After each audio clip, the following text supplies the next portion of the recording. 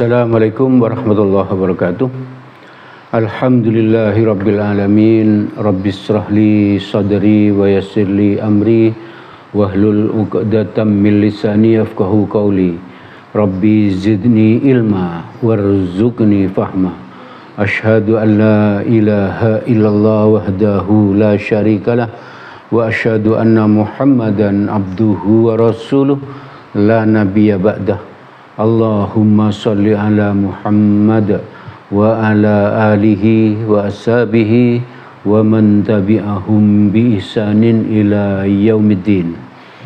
Jamaah Majelis Taklim yang dirahmati oleh Allah, mari kita selalu bersyukur kepada Allah karena Allah telah memilih kita untuk istiqomah hadir ke majelis ilmu ini, majelis yang sangat mulia ini, majelis yang dibanggakan Allah di depan para malaikat, dan majelis yang bisa menjadi penyebab kita masuk surga.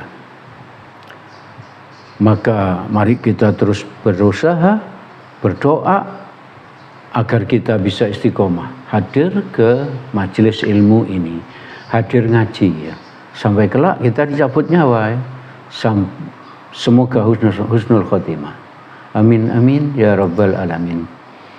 Jamaah yang dirahmati oleh Allah, Imam Syafi'i melarang keras untuk bertaklid. Bertaklid itu apa? Ikut-ikutan ya.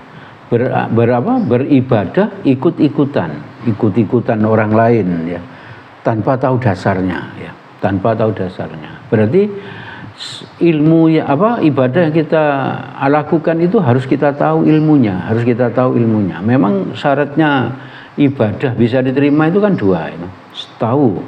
Yang pertama ikhlas karena Allah, yang kedua pernah dicontohkan oleh Nabi gitu.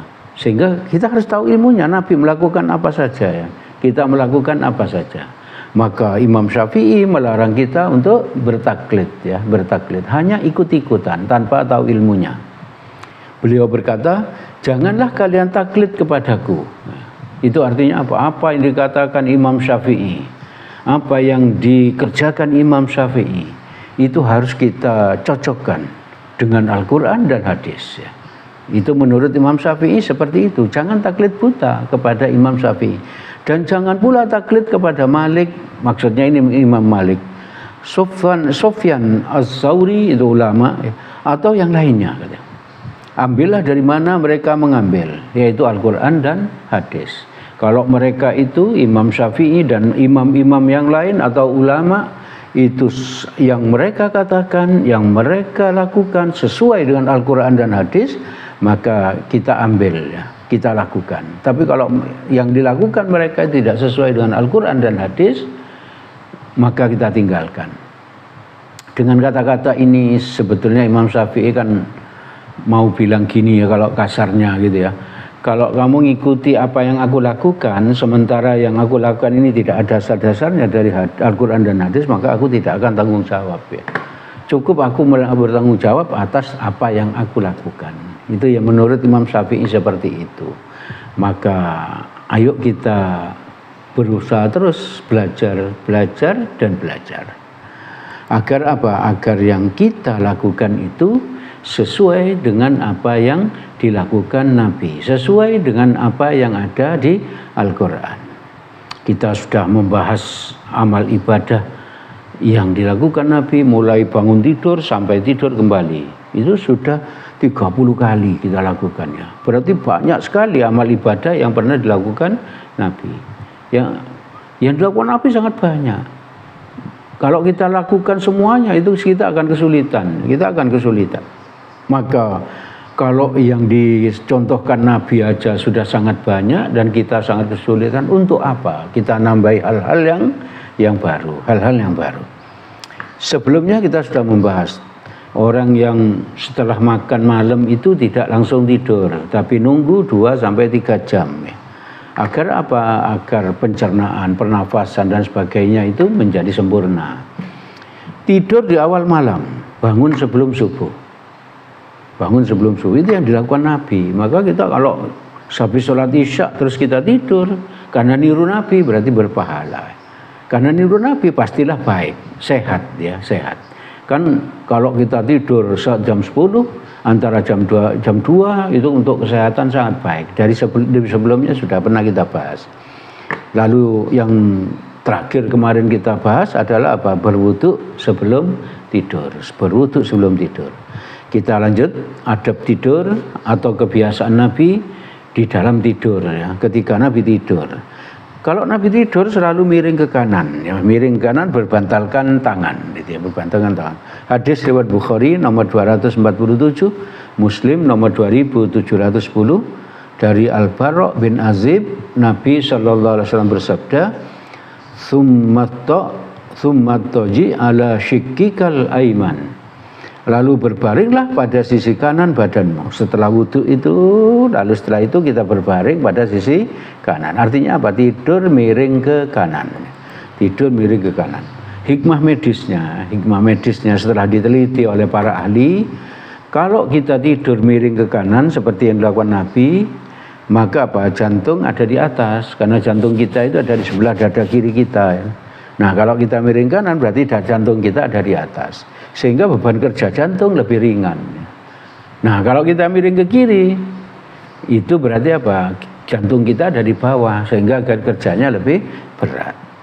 Itu. Jadi ternyata luar biasa yang dilakukan Nabi, sesuai dengan apa? Sesuai dengan kesehatan, sesuai dengan medis.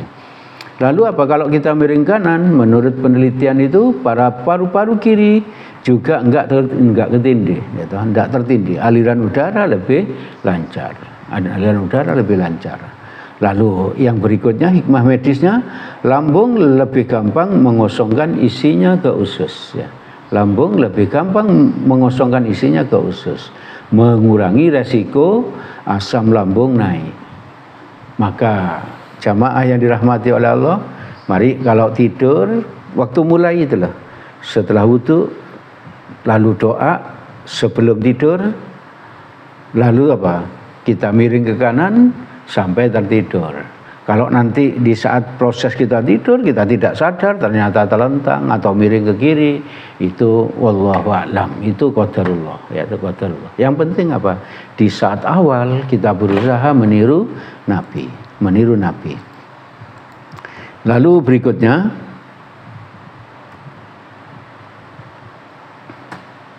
adab tidurnya adalah doa akan tidur. Ya. Setelah miring kanan itu kita berdoa. Apa doanya? Ini diajarkan oleh Nabi dari hadis riwayat Bukhari Muslim dari Al-Bara' bin Azib. Rasulullah mengajarkan kepada saya itu siapa? Al-Bara', sahabat Nabi. Jika engkau akan tidur, berdoalah, Allahumma bismika amut wa ahya. Allahumma bismika amut wa ahya. Ada redaksinya yang sedikit berubah tapi maksudnya sama. Bismika Allahumma ahya wa amut, ya. Bismika Allahumma ahya wa amut. Ada yang seperti itu. Ada yang seperti ini, Allahumma bismika amut wa ahya. Ya Allah, dengan namamu saya mati dan hidup. Jamaah yang dirahmati oleh Allah, setelah itu apa? Kita melakukan hal-hal yang apa? Melakukan hal-hal yang dilakukan Nabi selanjutnya. Namun untuk kesempatan ini kita akhiri sampai sekian dulu agar ngaji kita tidak terlalu lama, ya. Yang penting itu apa? Ngajinya sebentar saja, tapi apa? Kita pahami, kita amalkan, ya. Kita amalkan. Itu yang bisa kita sampaikan pada kesempatan ini. Segala yang baik dan benar semuanya berasal dari Allah Subhanahu wa ta'ala. Semoga ada manfaatnya bagi kita. Semoga Allah menolong kita agar kita bisa mengamalkannya. Apabila ada salahnya, saya mohon maaf sebesar-besarnya. Mari kita tutup majelis ini dengan doa kafaratul majelis. Subhanakallahumma wa bihamdik, asyhadu an la ilaha illa anta, astaghfiruka wa atubu ilaik. Assalamualaikum warahmatullahi wabarakatuh.